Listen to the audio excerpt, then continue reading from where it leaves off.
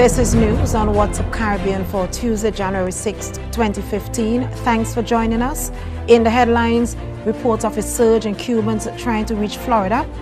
The IDB speaks on Caribbean economic growth for 2015, and retrenched workers of NCC await the tribunal.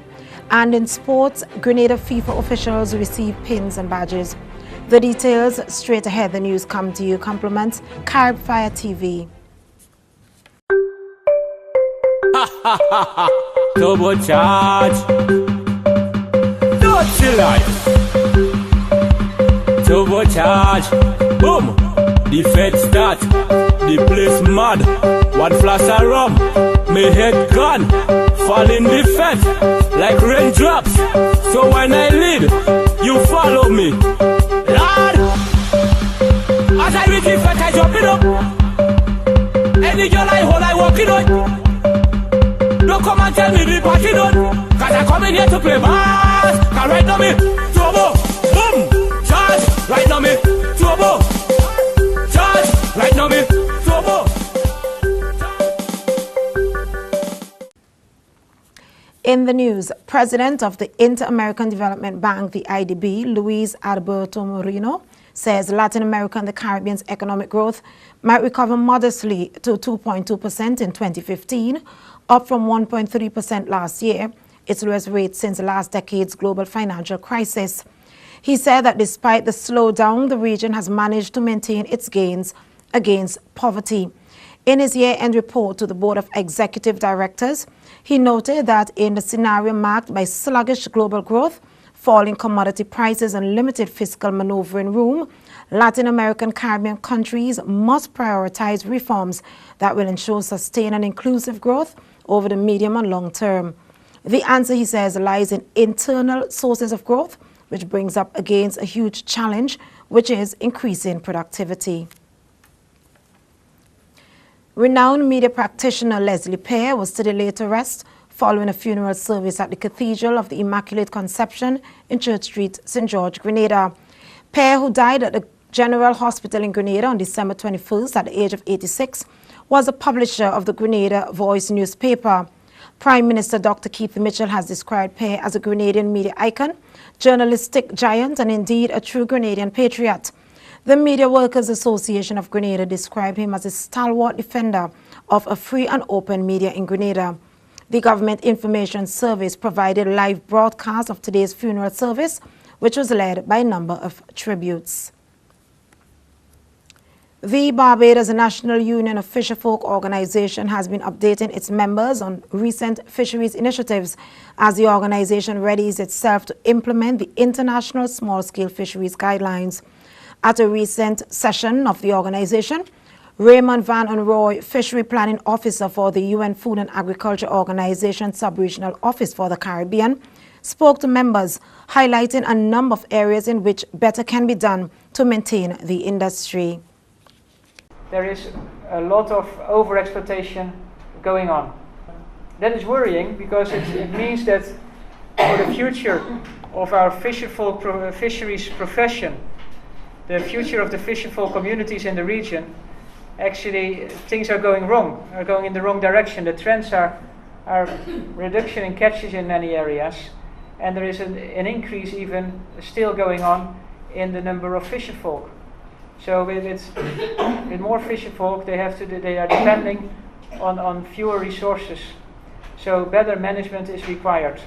That was Raymond Van Roy, Fishery Planning Officer for the UNFO Sub-Regional Office for the Caribbean.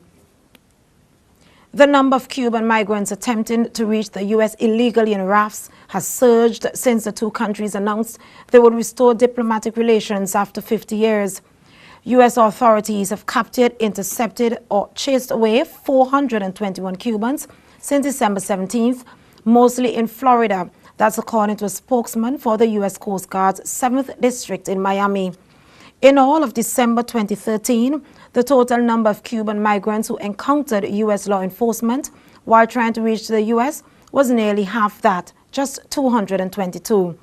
And just before the historic announcement of the U.S.-Cuba relations was being restored, only 132 Cubans were kept from reaching the U.S. shores between December 1st and December 16th.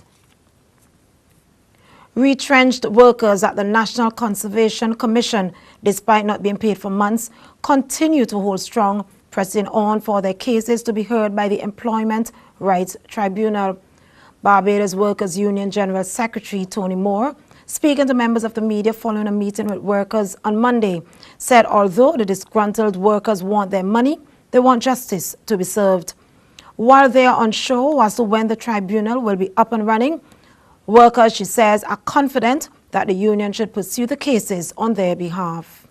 We are heartened that former workers of the National Conservation Commission have determined for themselves that they would want to pursue the matter following a course of principle, one that seeks to demand for themselves justice. It is our view, therefore, that the Employment Rights Tribunal, once properly reconstituted, that we will be pursuing the matter via that means, unless some other reasonable alternative that gives to the workers the kind of justice that they are pursuing can be suggested to us. That was Barbados Workers Union General Secretary Tony Moore. That was a look at news. It came to you a compliment Carib Fire TV. Up next, a look at sports. The Giant has awakened.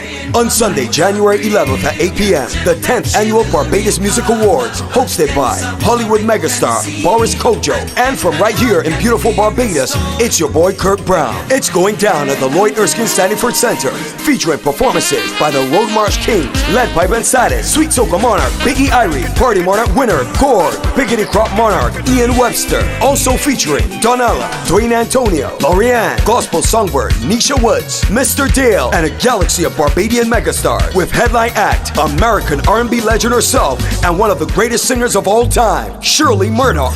Early bird tickets at $50 Barbados dollars general and $125 VIP. Now available at Rubis Service Station Wilding and Digital Plus, Lanterns Mall and Colonnade Mall while stocks last. This is the event you do not want to miss. Event sponsored by the Barbados Tourism Marketing Inc., Prestige Public Relations, Bruto Group, Starcom Network, Atlantis Submarine, Sonia Noel, the Caribbean Media Corporation, and Gold Coast Records Incorporated. The Barbados Music Awards is back.